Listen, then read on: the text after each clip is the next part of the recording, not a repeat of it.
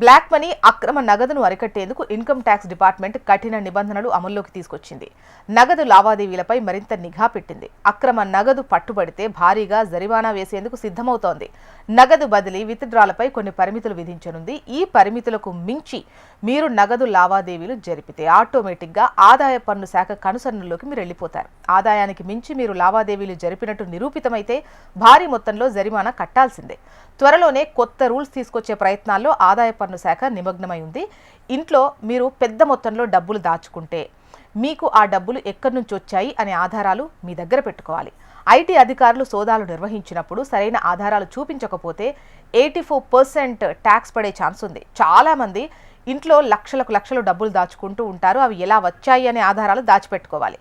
ఇక ప్రాపర్టీ అమ్మినప్పుడు 20,000 కంటే ఎక్కువ నగదు పొందితే 100% జరిమానా తప్పదు. ఇక ఏదైనా వ్యక్తి నుంచి రోజుకు 2 లక్షల కంటే ఎక్కువ నగదు తీసుకున్నా 100% ఫైన్ పడే అవకాశం ఉంది. మీరు ఒక ఆర్థిక సంవత్సరంలో 10 లక్షల కంటే ఎక్కువ నగదు విత్డ్రా చేస్తే బ్యాంకుల ద్వారా మీ డీటెయిల్స్ ఇన్కమ్ ట్యాక్స్ డిపార్ట్మెంట్కు చేరుతాయి. దీంతో ఐటీ శాఖ మీ అకౌంట్పై నిఘా పెడుతుంది. ఇక ఒకే ఏడాదిలో 10 లక్షల కంటే ఎక్కువ విత్డ్రా చేస్తే టీడీఎస్ పే చేయాలి. ఇక తరచుగా బ్యాంకు నుంచి పెద్ద మొత్తంలో లావాదేవీలు చేస్తున్న బ్యాంకులు మీ వివరాలు ఐటీ శాఖకి ఇస్తాయి. ముఖ్యంగా ఈ బ్లాక్ మనీని అడ్డుకోవడం ఐటీ శాఖ ప్రధాన ఉద్దేశం. కొంతమంది నగదు రూపంలో బ్లాక్ మనీని వైట్ మనీగా చెలామణి చేస్తూ ఉన్నారు. దీనిని అరికట్టడానికి ఈ నిర్ణయాలు ఉపయోగపడతాయని ఐటీ శాఖ చెబుతోంది. ఇక ఈ కఠిన నిర్ణయాల వల్ల నగదు లావాదేవీల్లో పారదర్శకత వస్తుందని చెబుతోంది.